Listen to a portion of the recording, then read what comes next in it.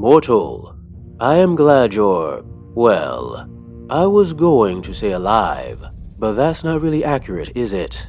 You're more in a balance of life and death, a state you became in a rather brutal way. I would tell you how you achieved this state, but I'm afraid it would shadow what's left of your spirit. So instead of focusing on you, let's focus on something a bit more, distracting. Tell me, what do you know of history? Of the origins of the world you were once alive on?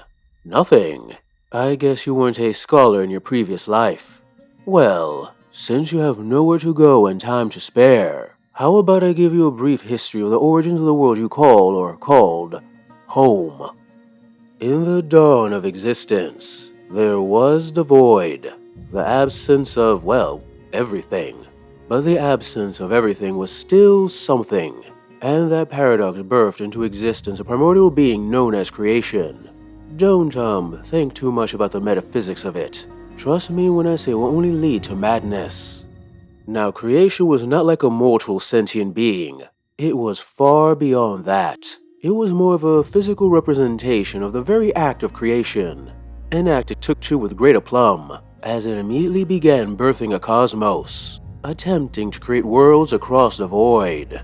But the thing about the universe is that it requires equilibrium, a balance between forces so it doesn't rip itself apart, especially for entities as powerful as creation.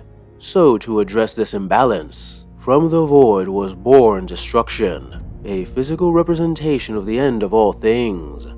As you can probably guess, creation and destruction did not get along, as destruction had a tendency to, well, destroy. It soon returned to the nothingness whatever creation birthed into existence, before fighting and eventually consuming creation itself. For although they were opposites, they were not equal, destruction being much more powerful than its more creative sibling. But, in the same way creation could not exist without its opposite, the same was true of destruction, and eventually, creation was reborn into existence.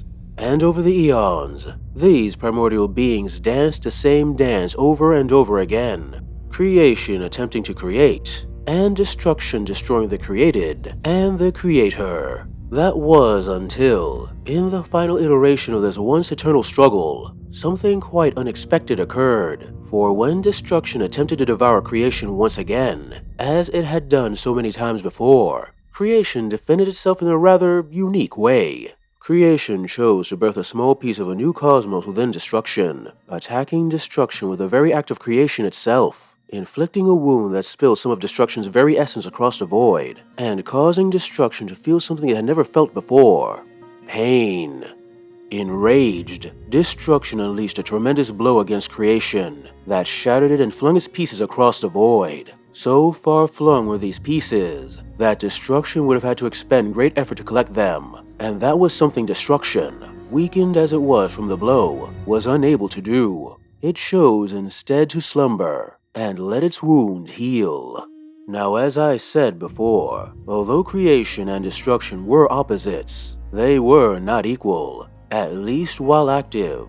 But with both primordial beings in similar states of incapacitation, a true equilibrium was formed, and from this equilibrium, a third primordial entity was birthed into existence, a being known as balance.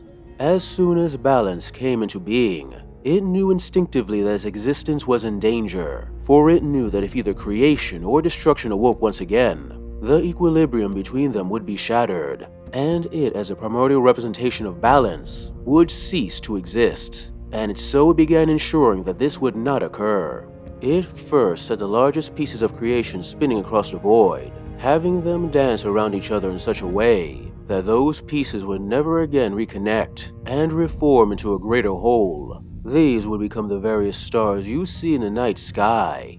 As for destruction, balance slowly and carefully wove itself around it, forming a ball of stone, dust, and its very being, to craft a prison which would forever prevent destruction from awakening from its slumber, which is, of course, the world we currently reside on. Sadly, if balance thought this would be all it would take to prevent disaster, it was sadly mistaken. You see, destruction, although wounded, weakened, and slumbering, was still a primordial being. And even asleep, it could sense its imprisonment. It chafed at its constraints, and dreamed of escaping and fulfilling its purpose, which was, of course, consuming everything in existence.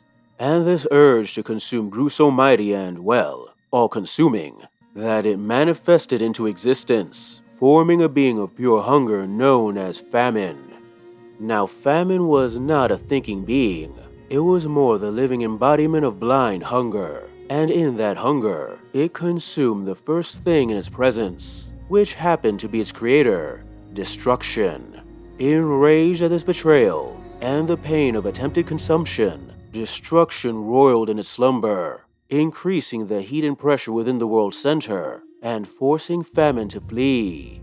Moving away from the now burning core, famine settled closer to the surface and attempted to use its tendrils to pierce the flesh of balance, wishing to stretch itself out and grasp at anything it could consume in the void, which sadly happened to be the very stars in the sky. Balance attempted to contain famine, crafting stronger and stronger metals to bind it within itself. But famine could not be contained, and eventually its tendrils broke free. Soon stars died, as famine did what its slumbering sire could not. And creation, with pieces of its essence being consumed, cried out in pain. And from its cries, one of the strongest of the stars awoke, the being that would come to be called Conquest. Conquest immediately began awakening and rallying the strongest of its star brethren, and formed a Celestian host, an army of star beings who cut the tendrils of famine, and aided balance in containing this monster of unending hunger. But this conflict had an effect that Conquest and Balance could not have foreseen. For as I have said before, although asleep, destruction was at least partially aware, and feeling this battle around it, it dreamed of bloody conflict, and from these dreams the being known as War was born, a name that fitted perfectly, as it immediately attacked the Celestian host, using the molten blood of its sire to craft legions of demons under its command. Neither Conquest or War had any real advantage in this conflict, for although they were quite different, they were still rather, well, balanced. Conquest was a genius in war, using the powerful if limited in number stars under his command like pieces on a chessboard, while War had ferocity on his side and the endless legions born from destruction's blood. With Conquest occupied by War, famine was once again free to feed, and Balance wept as tendrils ripped through it into the void once again. But Balance's tears were not streams of salty water like in mortals. They were the essence of balance itself, and those tears had an unusual effect on the world. Where the essence of balance pooled and intermingled with water and other elements, something new was born. Life. And this life spread across balance, healing the gaping wounds across its form, and further binding famine within. But with not just balance, but also life tightening its hold around it, destruction started to feel smothered. For perhaps the first time, it began to know fear. Fear of being forever bound, and being unable to fulfill its purpose. And in its despair, it fled deeper into its slumber, escaping into a dream where all it could feel was the sweet, gentle comfort of the void. And perhaps in that dream, the void listened, for in that moment, a new being was created from those sweet dreams of oblivion, the being known as death.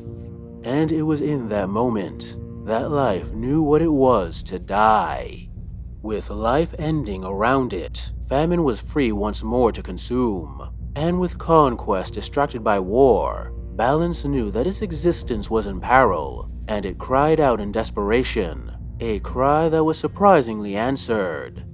Now, as you know, the largest pieces of creation became the stars in the sky, but there were innumerable smaller pieces that floated freely in the void. These pieces joined with the essence of destruction that was released from its wounds in eons past, turning into motes of balance of differing degrees of power.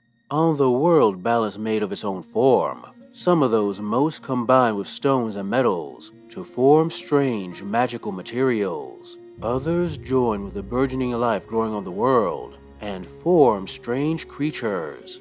But in the void, the largest of these combined pieces, these amalgamations of creation and destruction, formed into self-aware beings you may know as dragons. These creatures, who were of balance but not tied to it, were inquisitive beings and lazily explored the cosmos, exploring its wonders. But the cry from balance made them aware of the conflict in that corner of eternity, and they immediately began aiding Conquest. And together, they were able to seal death, war, and famine within balance. And then, sadly, the dragons were forced to defeat and seal away Conquest as well. For with such a powerful piece of creation being unopposed in the void, there was the fear that the equilibrium between creation and destruction would be shattered, and balance would cease to be. Once defeated, its essence was split into numerous pieces and spread across the cosmos. I think that's enough for now. You're not quite yet used to your new form, and if I keep you aware any longer, your mind may dissolve. For now, sleep. We will continue later, when you are in a much more stable form. Hey guys, I hope you enjoyed this video on the lore of Conquest. Well, the first video. As you can probably tell by the title, this is only part 1, speaking about the very beginnings of this particular universe, and I plan to do more in the future, sooner rather than later. If you like it, please like, subscribe, comment, press the little bell so the YouTube guys know I exist, and hopefully more people will see my comment. And if you like it and you're inclined, please send a little money my way to my Patreon or my Ko-fi account. The extra money gives you a chance to work on these stories that I love. Anyway, thanks for listening/watching, and see you next time.